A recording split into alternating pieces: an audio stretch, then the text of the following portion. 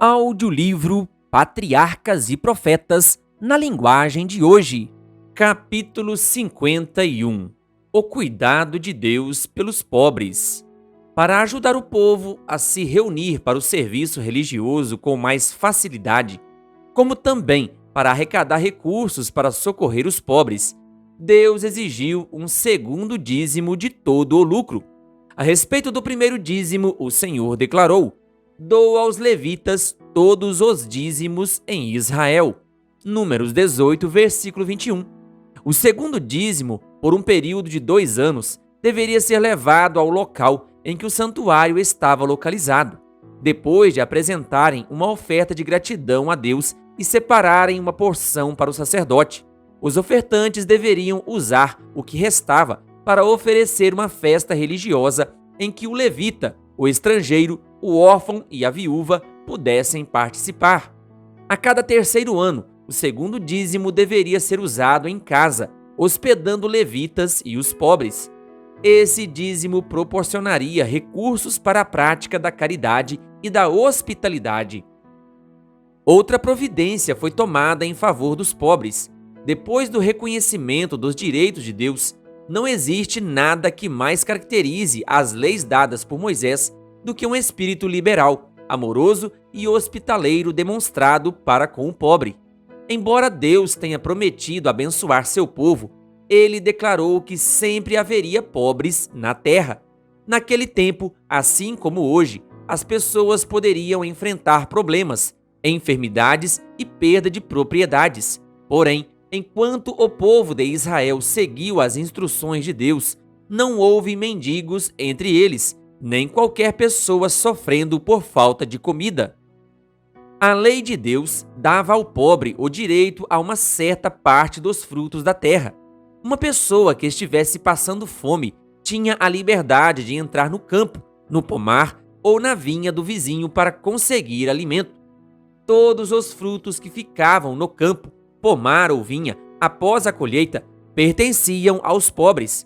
"Quando vocês estiverem fazendo a colheita de sua lavoura," disse Moisés, "e deixarem um feixe de trigo para trás, não voltem para apanhá-lo. Quando sacudirem as azeitonas das oliveiras, não voltem para colher o que ficar nos ramos. E quando colherem as uvas da sua vinha, não passem de novo por ela. Deixem o que sobrar para o estrangeiro, para o órfão e para a viúva. Lembrem-se de que vocês foram escravos no Egito, por isso lhes ordeno que façam tudo isso." Deuteronômio 24, versículos 19 a 22. Ver também Levítico 19, versículos 9 e 10. A misericórdia de Deus pelos pobres.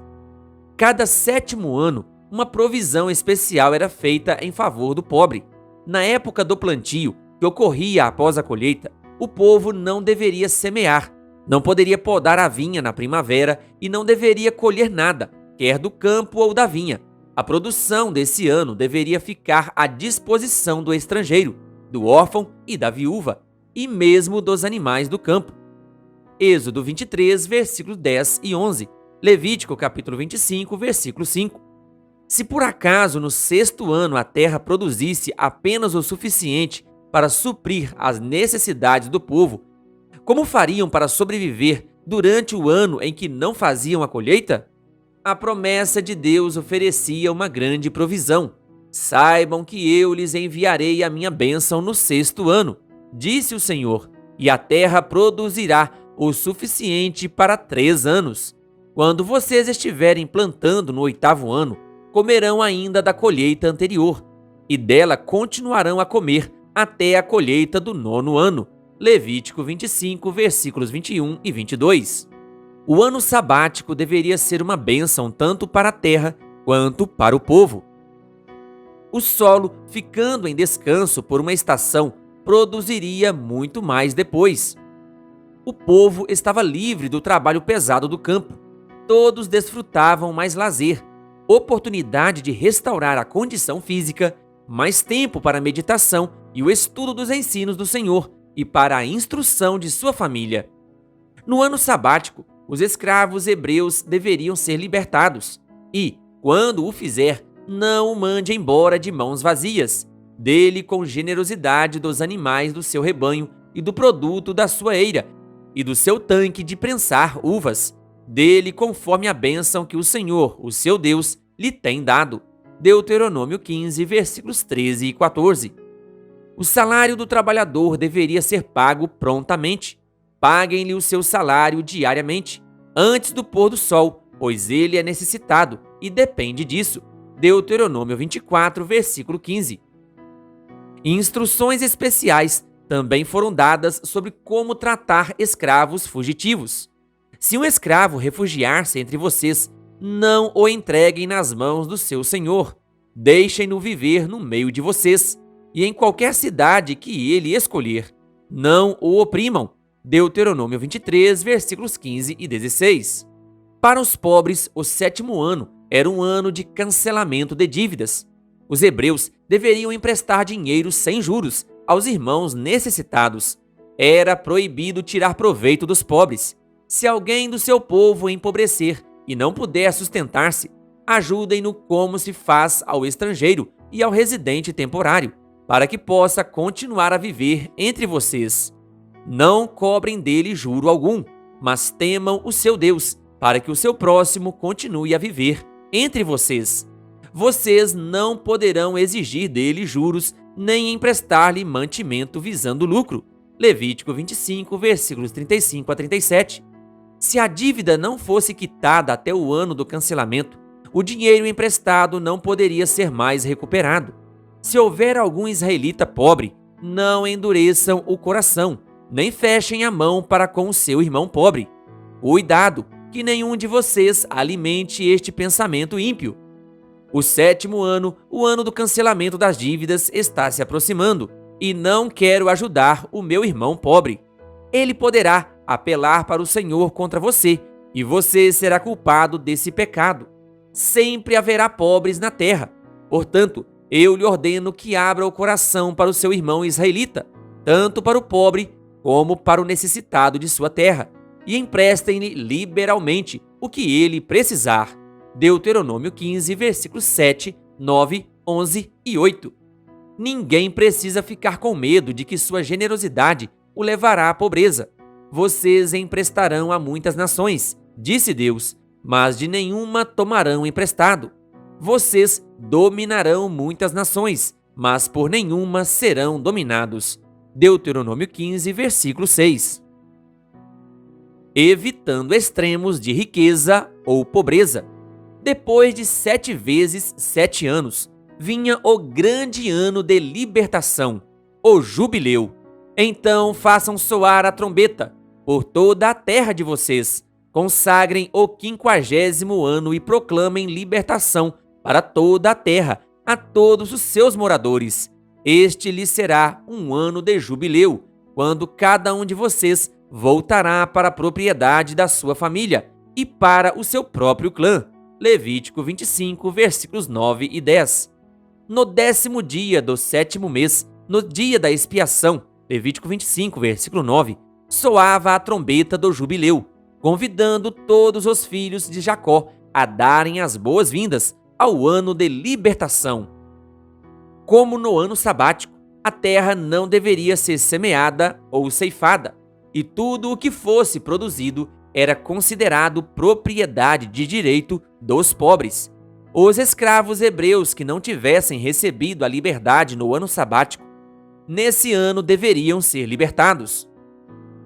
O que distinguia em especial o ano do jubileu era o retorno de toda a propriedade de terra à família do proprietário original. Ninguém tinha liberdade de negociar sua terra, tampouco deveria vendê-la, a menos que a pobreza o forçasse a fazer isso. Quando a pessoa ou qualquer um de seus parentes desejasse resgatar a propriedade, o comprador não poderia se recusar a vendê-la de volta. Se não fosse resgatada, a propriedade voltava ao proprietário original ou aos herdeiros no ano do jubileu. O Senhor declarou a Israel: a terra não poderá ser vendida definitivamente, porque ela é minha, e vocês são apenas estrangeiros e imigrantes. Levítico 25, versículo 23. Deus era o dono legítimo, o proprietário original. A mente de todos deveria ser impressionada com o fato de que os pobres têm o mesmo direito dos ricos a um lugar no mundo de Deus. Nosso misericordioso Criador tomou providências como essas para amenizar o sofrimento, para trazer algum raio de esperança, fazer brilhar alguma centelha de luz na vida dos desafortunados e necessitados. Grandes males resultariam do acúmulo contínuo de riquezas por parte de uma classe e de pobreza por outra. O senso de desigualdade despertaria as paixões da classe mais pobre. Haveria um sentimento de aflição e desespero que tenderia a desmoralizar a sociedade e abrir a porta aos crimes de toda espécie. As regras que Deus estabeleceu tinham como objetivo promover a igualdade social. O ano sabático e o jubileu corrigiriam, em grande parte, as coisas que tinham dado errado na ordem social e política da nação. Essas regras, feitas para abençoar os ricos da mesma forma que os pobres, serviam para limitar a ganância e cultivar um espírito nobre de bondade, incentivando a boa vontade entre todas as classes. Elas promoviam a estabilidade do governo. Todos nós estamos ligados um ao outro na grande teia da humanidade. Aquilo que pudermos fazer para o bem de outros refletirá em bênçãos a nós mesmos. A lei da dependência mútua atinge todas as classes da sociedade. Os pobres não dependem mais dos ricos do que os ricos dos pobres. Enquanto uma classe pede para participar das bênçãos que Deus concedeu aos vizinhos mais ricos, a outra classe precisa do serviço fiel, da força do cérebro, ossos e músculos, que são os recursos dos pobres. O plano de Deus para resolver problemas sociais. Muitas pessoas defendem com grande entusiasmo que todos nós deveríamos repartir de igual maneira as bênçãos materiais recebidas. Contudo, essa nunca foi a intenção do Criador. As diferentes condições de vida são um dos meios usados por Deus para desenvolver o caráter. Ele quer que todos os que têm bens materiais se considerem administradores de seus recursos, que ele lhes confiou para abençoar os necessitados. Cristo disse que sempre haverá pessoas pobres entre nós. O coração do Redentor se compadece de seus filhos terrestres mais humildes. Ele nos diz que eles são seus representantes na terra, colocados entre nós para despertar em nosso coração o amor que ele sente pelos sofredores e oprimidos. Ele considera todo ato de crueldade ou negligência praticado contra eles como sendo praticado contra ele mesmo. Se a lei que Deus fez para abençoar os pobres tivesse continuado a ser seguida, quão diferente seria a condição moral, espiritual e econômica do mundo hoje. A grande pobreza que agora vemos espalhada por todo lugar não existiria. Os princípios que Deus estabeleceu evitariam os terríveis males que resultam da opressão dos pobres pelos ricos e da suspeita e do ódio dos ricos pelos pobres, ao mesmo tempo em que esses princípios impediriam que uma pessoa ajuntasse riquezas. Eles também impediriam a ignorância e a pobreza de milhares de pessoas, cujo trabalho mal pago é o meio usado para acumular grandes fortunas. Esses princípios solucionariam de forma pacífica os problemas que hoje ameaçam o mundo com atitudes ilegais e com derramamento de sangue.